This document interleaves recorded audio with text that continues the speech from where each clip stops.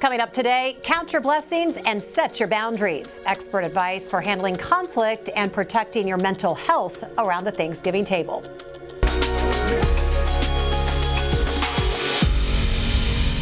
Good morning, I'm Jessica Lovell, and welcome to the Morning Medical Update. It's the typical Thanksgiving table talk. Who makes the best sweet potatoes? Is pumpkin pie the best dessert?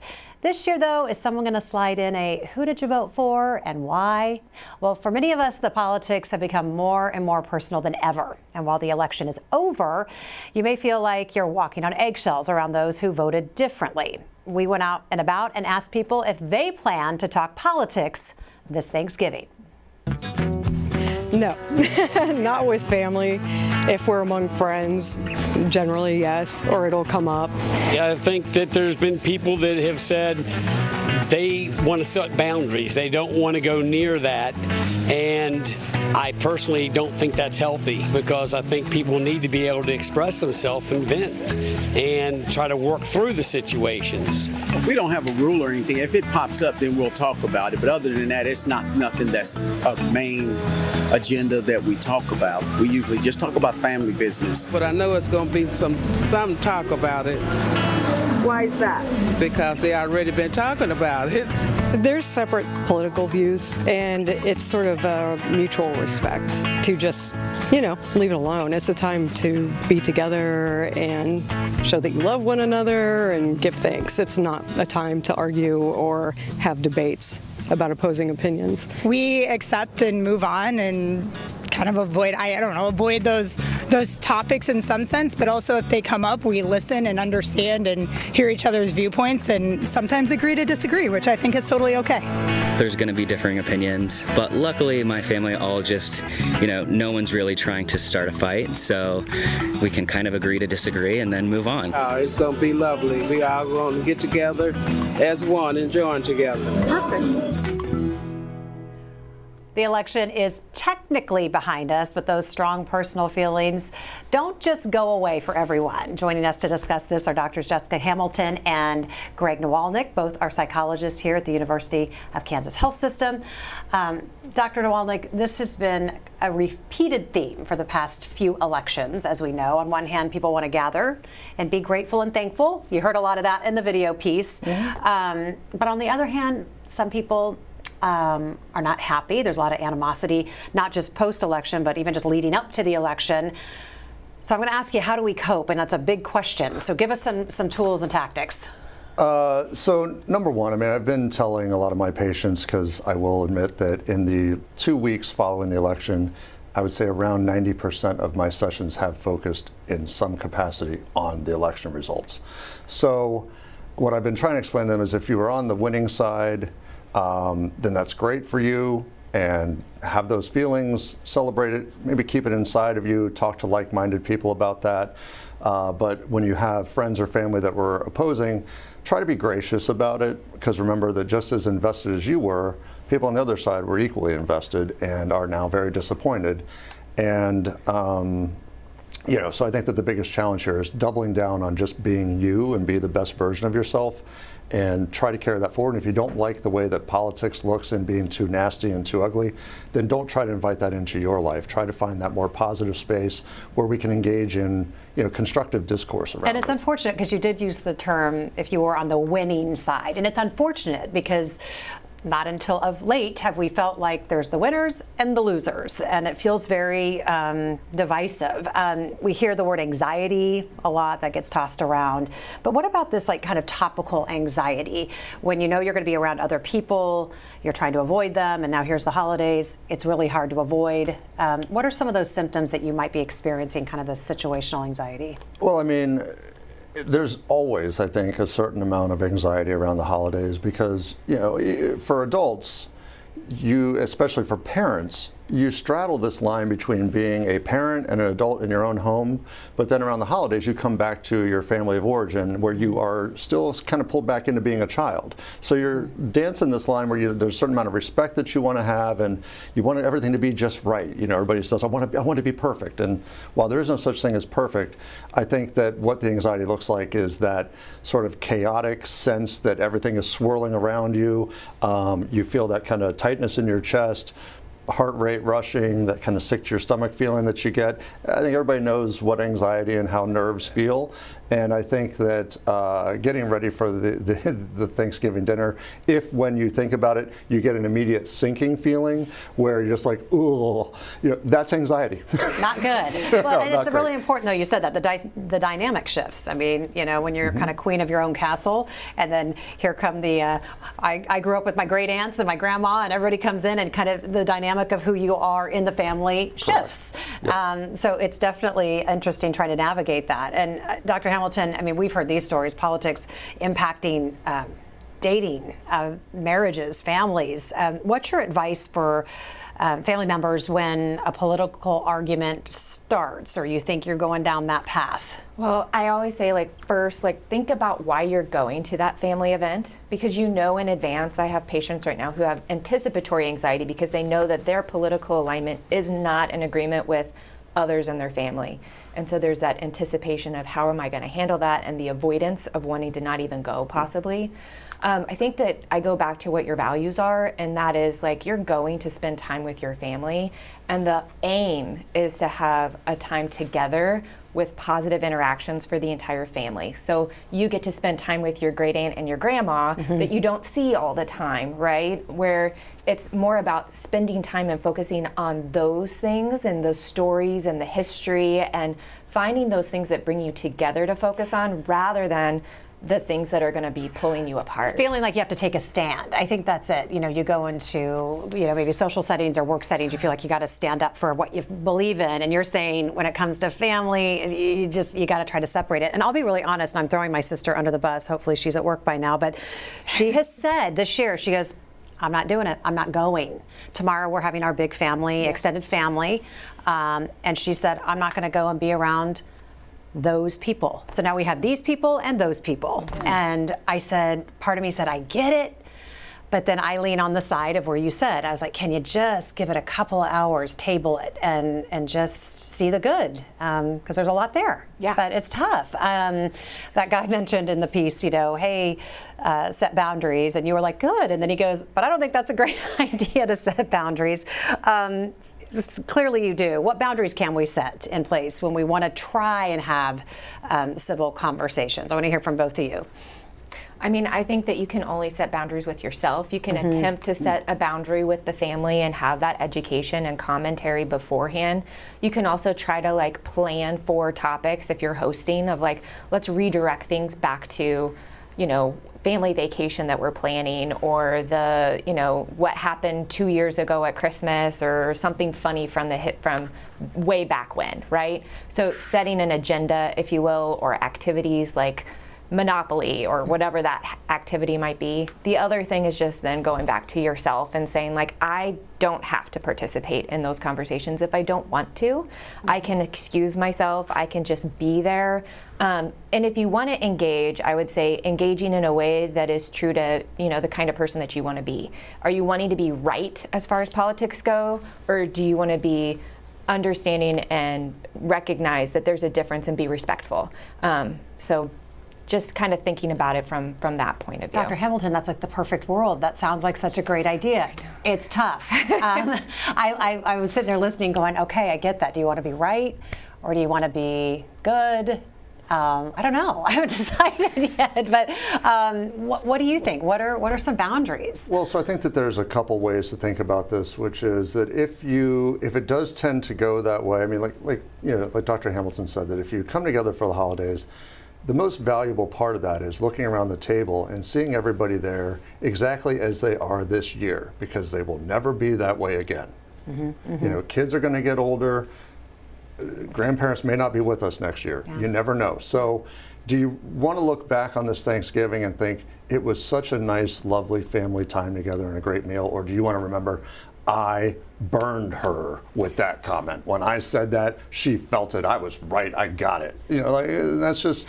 But what do you say about people like my sister, who says, I don't want to go because I feel like I'm not being genuine to who I am. I feel like I'm giving my time. She'd rather watch the Jayhawks play. She said, I'd rather watch the Jayhawks play than go and sit with people that I don't agree with? It's you know, it's going to be a personal choice, but it's a risk versus reward. Yeah. You know, you're going to reward yourself in the short term by having peace and being out of it. But how's the next day feel when everybody's talking about their Thanksgiving at work and they're like, what'd you do? Well, I watched the Jayhawks. Yeah, so did we. All of my family was together. We had people in from out of town. It was really great. And it's like, you know, and then if somebody has an aneurysm and winds up in the hospital, it's like, oh, I didn't get to see them before they became aphakic and couldn't speak. You know, so and it's unfortunate that this holiday is coming so close to the election. I mean, it's just it's not a lot of time to come down from it. It always does. I mean, Thanksgiving is always like November. It's like, not a great. It's like here we come right out of it and then into being grateful and thankful for each other, even though we make don't it really agree. sporting. Let's do the second Thursday Thanksgiving. Yeah, every 4 years. Bam, Every 4 years, can we push Thanksgiving out? It's like pushing for now. Yeah, it's like the purge. You know, just go family thinning. You know? Well, I mean, I don't know how you guys are. I definitely in our family, there's a lot of mixed views and people on both sides. I don't know how you all are in your families, but how do you navigate conversations, or do you avoid them when it comes to different views? I have taken the path personally of trying to go the high road. Really? Yeah. You? I actually I love the day after the election, I called my parents and congratulated them, and you know, my dad acted in a very specific manner that I might not discuss here, but it was not the way that I would advise any patient of mine or anybody at all to act. And I had to really sit with that and just swallow it and say, okay, you know, I understand that he spends the majority of his time on an iPad, on a phone, with this message just coming again and again and again. And I think we have to understand that, you know, this was such a divisive election because of the influence of social media that's, I hate to use the term unprecedented because, God, we do it all the time. But I think we've integrated technology at a level now that this is the first election where podcasts and, you know, and social media really had a substantial influence in a way that we've never seen before. And so we have to understand that when we go into these conversations, there's been an echo chamber that is so reinforced and impregnable that we're trying to bring an alternate perspective, and you think you're going to get through. So you hope that you can touch on the family connection, have the relationship, and express, look, I'm not mad at you, and I'm not running for anything. I'm just, you know, and you can explain, the reason I'm on this side is that it serves me and my family. And for whatever's serving you, you know, I hope that it really works out. And we can't, I don't want anybody to get to the point where we're hoping for America to fail just because your candidate didn't win. We have to hope and recognize that we're all together, and whatever happens, it happens to all of us. So let's hope that behind the rhetoric and all the grand showmanship for the election, that there's actually some productive hope and some goals, and let's try to connect around that. That's a really good message. I like that. Dr. Hamilton, I mean, should we be communicating ahead of time? Do you think it's that, is it going to be one of those holidays where we need to communicate ahead, just no politics, you know? I really feel like that's up to the families. My family, unlike Dr. Nawalnik's, we all pretty much are going to be falling in that same category, so there's not a lot of tension. I don't have, thankfully, but I know that situation is incredibly common, and so figuring out that partisanship, that polarization, that media that has come into place, if that is something that you as a host particularly are managing, it is okay to say, in my house, this is what I would really encourage us not to talk about, and these are some of the things that I would encourage us to talk about. Like as a host, as the home, host, I'm going to set the tone ahead of time. I had kind of a fun idea that I thought of while preparing for this chat, and I'm going to throw it out there. Okay. But I kind of think that if you've got, especially if you have little kids at the dinner, you know, you can almost make it fun ahead of time, where you institute like a rule that's like the turkey trot, so that like if somebody wants to bring up politics, everybody says turkey, and then they have to literally run a lap around the house or around the block or whatever. And that's going to let them calm down because they're going to get away from the situation. They can have their little alone time where they can celebrate their candidate and then come back. And it's kind of funny because everybody's like, you know, so it's like, you know, why not try the turkey trot? We have to be creative. It's like putting the money in the cuss jar. Yeah, it's like, that's exactly what I was thinking. like let's find a way to make it fun where everybody, it takes the air out of the, you know, instead of it just like dividing, and somebody says it, it's like, somebody says a snide comment. Can it's you like, can you pass the mashed potatoes, please? Like, you know, But I think that's sort of a creative, possible way that you can go about it. That way, and after you've eaten enough, you sure don't want to go for a jog anywhere. So you're going to maybe avoid it.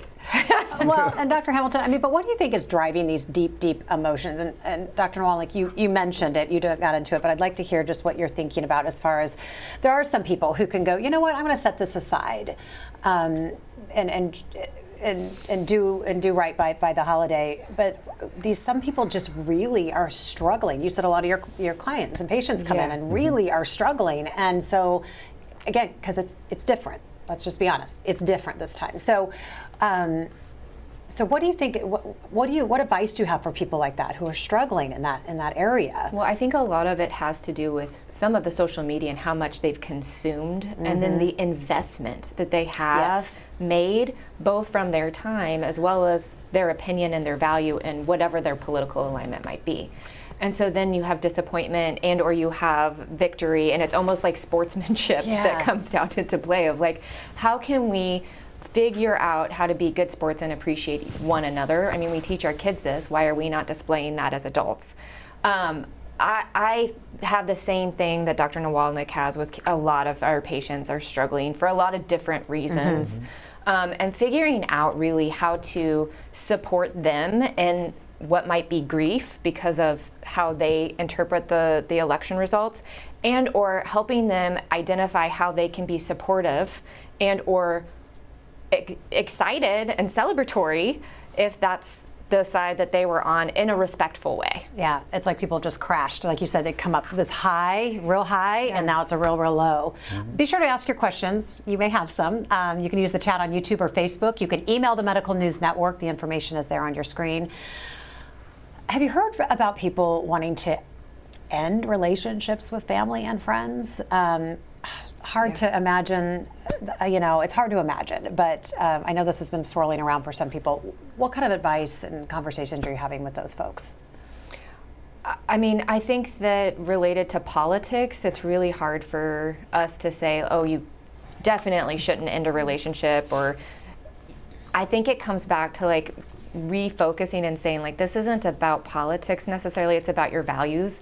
And if somebody is going to hurt you because of the disalignment, are your interactions filling your cup up? Are you actually having a rewarding relationship with that person, or is it taking away from you? And that's over the course of time, not over the course of the last 6 months or year.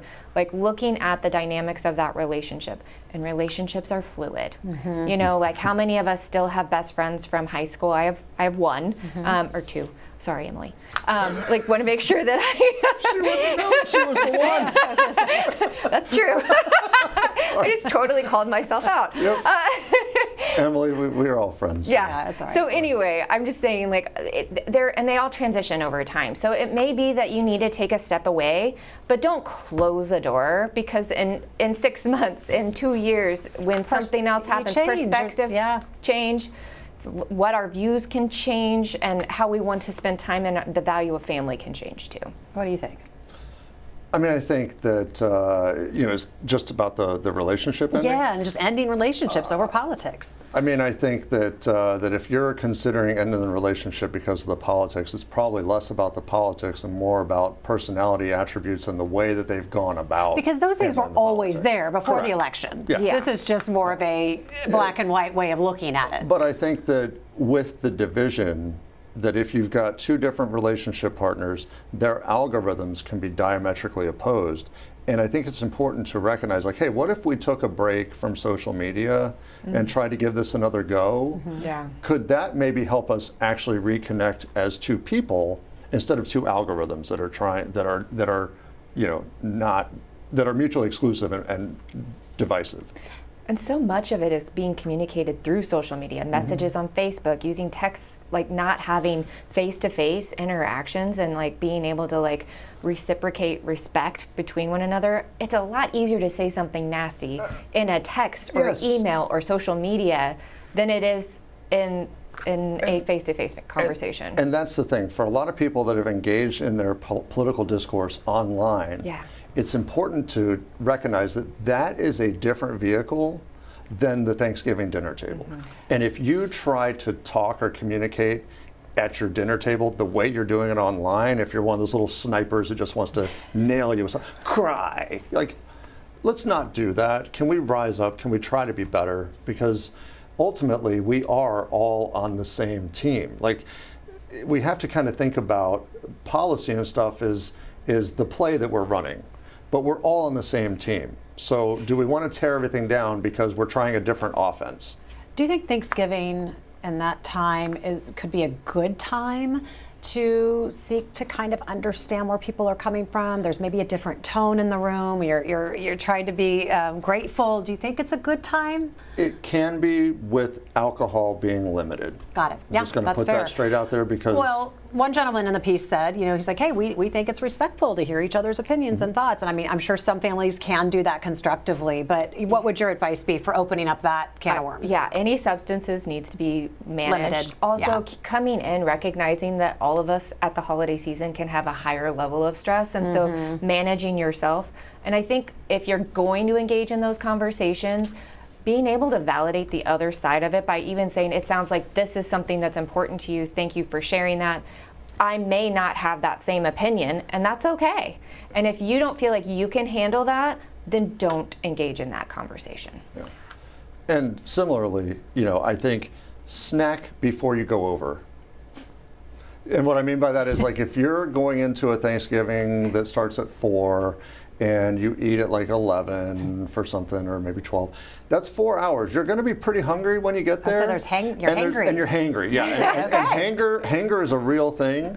So I want to try to discourage two things that will help diffuse the bomb as easily as possible, which is eat a little snack before so you're not really hungry and get hangry, and limit the alcohol consumption, because both these things can take someone that could have a rational discussion, but it turns them into that fight or flight bear that nobody wants to go up against. Should anybody get up and just leave the table or leave the gathering for their mental well-being? Do you ever suggest that in maybe a kind, quiet way? I absolutely do. Like, Okay. if you're escalating and you can feel that within yourself, stepping aside, doing the turkey trot, whatever, like, do whatever it is. The other thing that can be helpful, and I suggest to people, is make sure that you have an ally. If you need to take a break and you need to just vent to somebody, you can call them on the phone.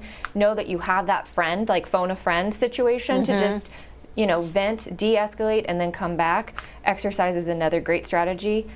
So either way, just know that you have some type of plan in place for yourself.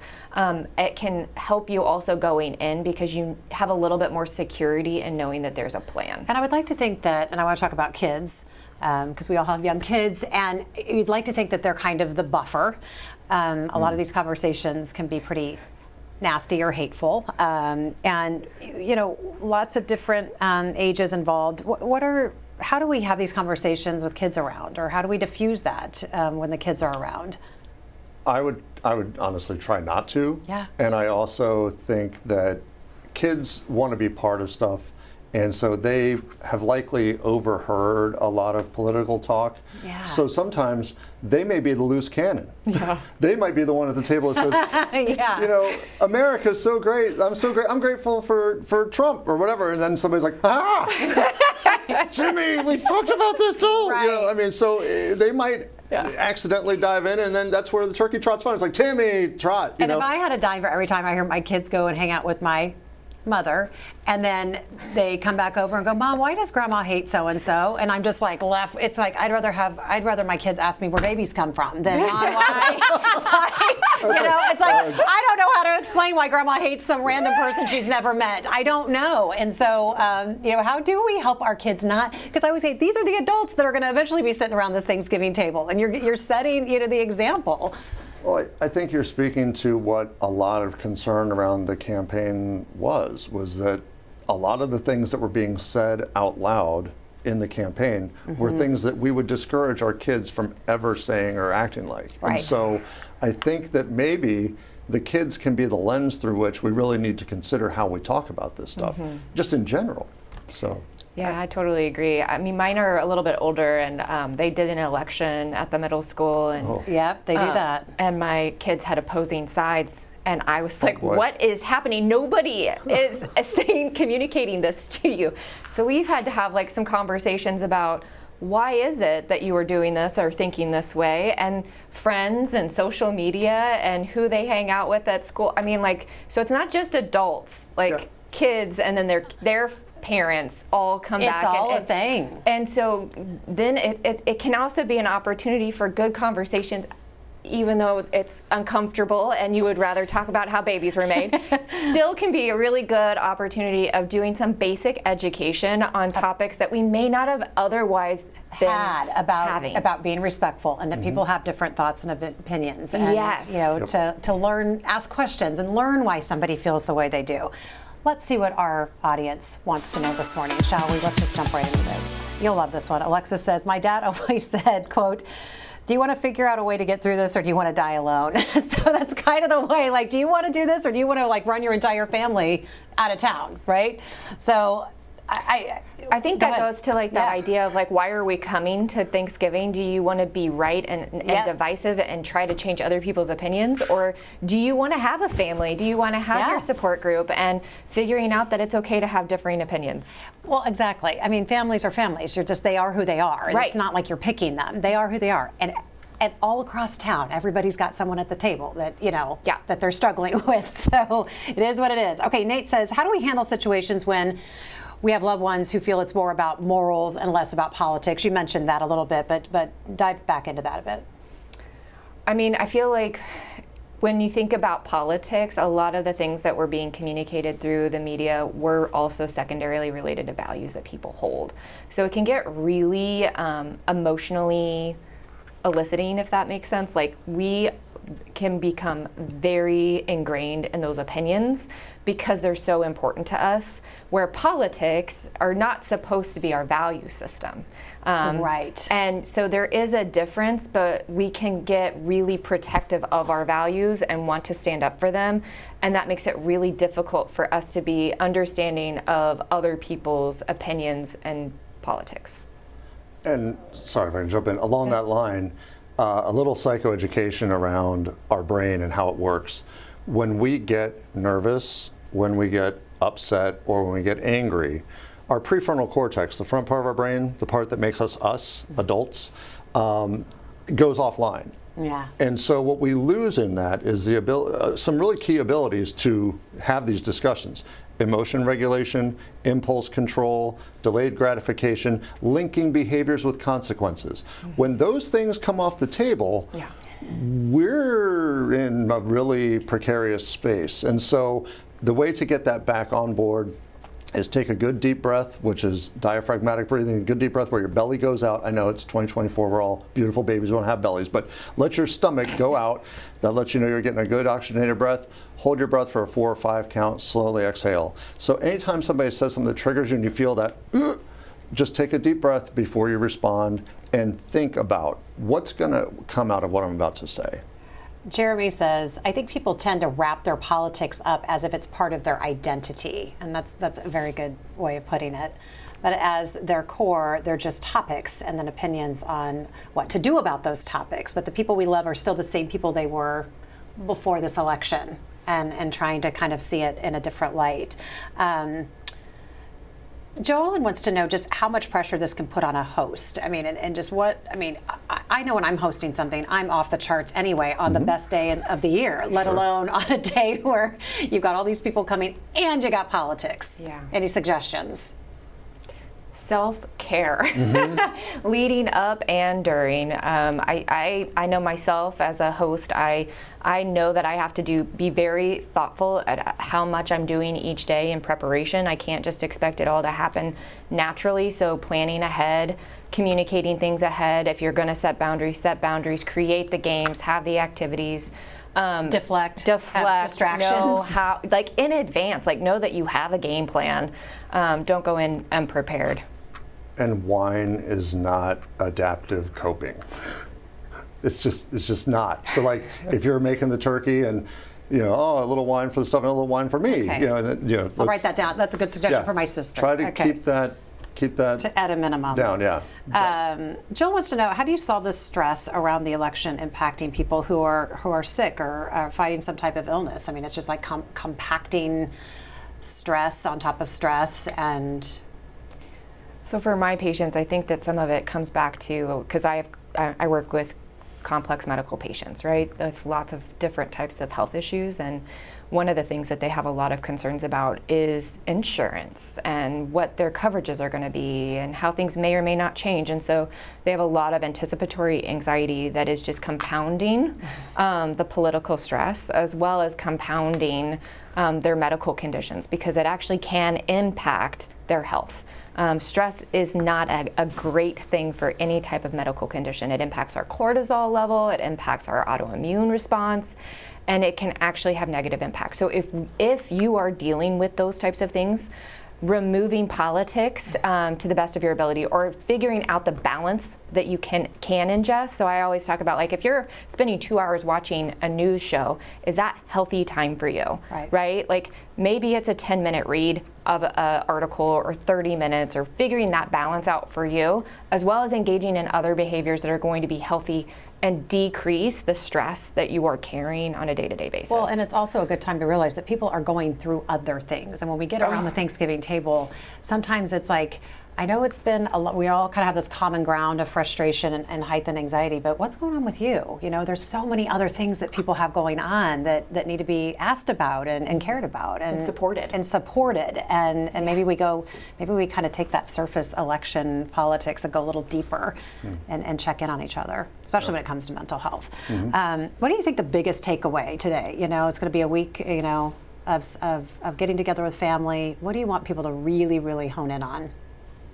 Oh, me first? Yeah, let's do it. You go. You know, I think that what we should be looking to take away is the reason that we're coming together. This is Thanksgiving. I mean, you know, if you want to, you know, try to have a political discussion, there's 364 other days of the year for that.